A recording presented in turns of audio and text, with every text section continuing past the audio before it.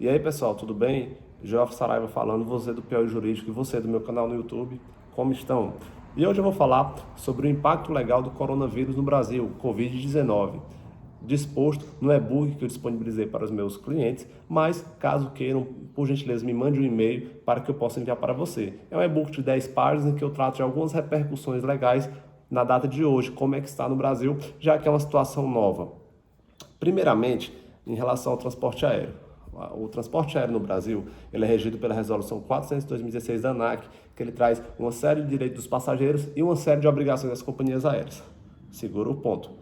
Em seguida, após esse surto e a classificação como pandemia por parte da Organização Mundial de Saúde, causou um forte burburinho na relação dos consumidores com as companhias aéreas. Se teriam direito a remarcação, cancelamento, como ficaria a situação das companhias aéreas.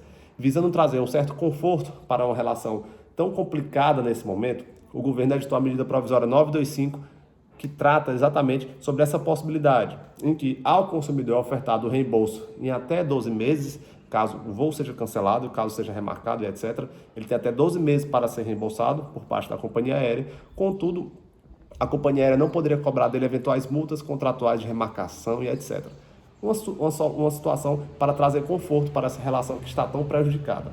Um outro ponto, eu trato sobre a questão da aplicação mitigada do Código de Defesa do Consumidor. Por que eu falo mitigado? Muitas pessoas falam que o consumidor tem um direito até que absoluto, que sobrepõe as demais regras. Contudo, não é bem assim que a coisa acontece. Estamos diante de um caso fortuito ou uma força maior, a depender do fato, que são situações que são exceções ao dever legal de cumprimento do contrato. Sendo assim, quem não deu causa também não poderá ser responsabilizado. Por isso o governo traz essa possibilidade da aplicação. Eu sugiro até a leitura dos artigos 393 e 478 do Código Civil.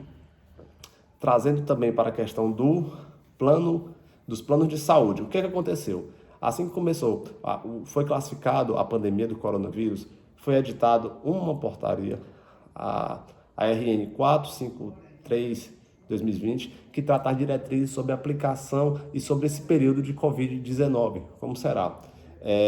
A portaria traz a determinação expressa da realização do exame, desde que estejam observados alguns protocolos, e também alguns estados, por meio de alguns sindicatos estabeleceram recomendações para os planos de saúde locais não proceder só aos atendimentos eletivos, ambulatoriais e cirúrgicos que não fossem de urgência. Então, é uma situação que depende de cada plano, depende de cada estado a ser analisado. Somado a isso, foi elaborado na Lei 13.979 de 2020 a tratativa trabalhista nesse período, que será considerado falta justificada ao serviço público ou atividade laboral privada o período de ausência decorrente de medidas previstas nesse artigo, ou seja, funcionário com um problema relativo a essa doença será tratado como falta. Um ponto que a gente também deve analisar sobre a ótica, independente da relação que esteja ocorrendo, é o artigo 20 da Lei de Introdução ao Código Civil, que ele trata exatamente sobre a necessidade das decisões administrativas e judiciais observarem o impacto econômico da decisão, ou seja, de acordo com a liberdade econômica que o Brasil se filia e que desde o novo governo vem com essa possibilidade de trazer um certo empreendedorismo garantido e estruturado para o Brasil, todas as decisões elas precisam ter esse respaldo, essa observância, sob pena de trazer uma certa prejudicialidade ao trabalho de empresa X, A ou Z, trazendo um certo impacto. Imagine só uma decisão judicial determinando o cancelamento integral de 1.000 passagens aéreas para o exterior. Uma companhia aérea certamente não conseguiria suportar, talvez viria à falência e talvez viria trazer um outro problema social, desemprego, falta de arrecadação na outra ponta. Por isso a necessidade da observância desse ponto. Outro ponto que é importante a gente mencionar é o momento que nós estamos vivendo. Estamos vivendo um período ímpar no Brasil. Vivemos de uma pandemia classificada pela Organização Mundial de Saúde e o Brasil não se preparou. O Brasil, apesar dos últimos governos, fez a sua escolha em onde investir. Tivemos a Copa, tivemos a Olimpíada, estádios belíssimos, mas o setor de saúde ficou muito descuidado. E, infelizmente, sofremos hoje dessa pandemia. O aspecto jurídico é esse. Um outro ponto também, antes que eu me esqueça, é a relação dos bancos. Se o boleto pode atrasar, você não vai precisar pagar seu boleto, etc.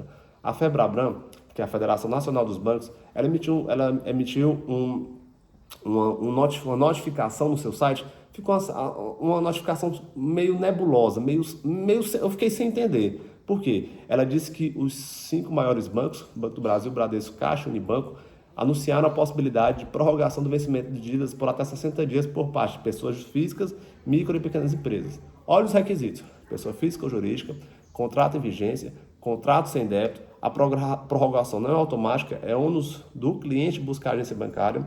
A medida não vale apenas para os contratos de crédito feitos com os bancos, não valendo para cartão de crédito, cheque especial. A medida não vale para boleto de consumo, água, luz, aluguel, internet, etc.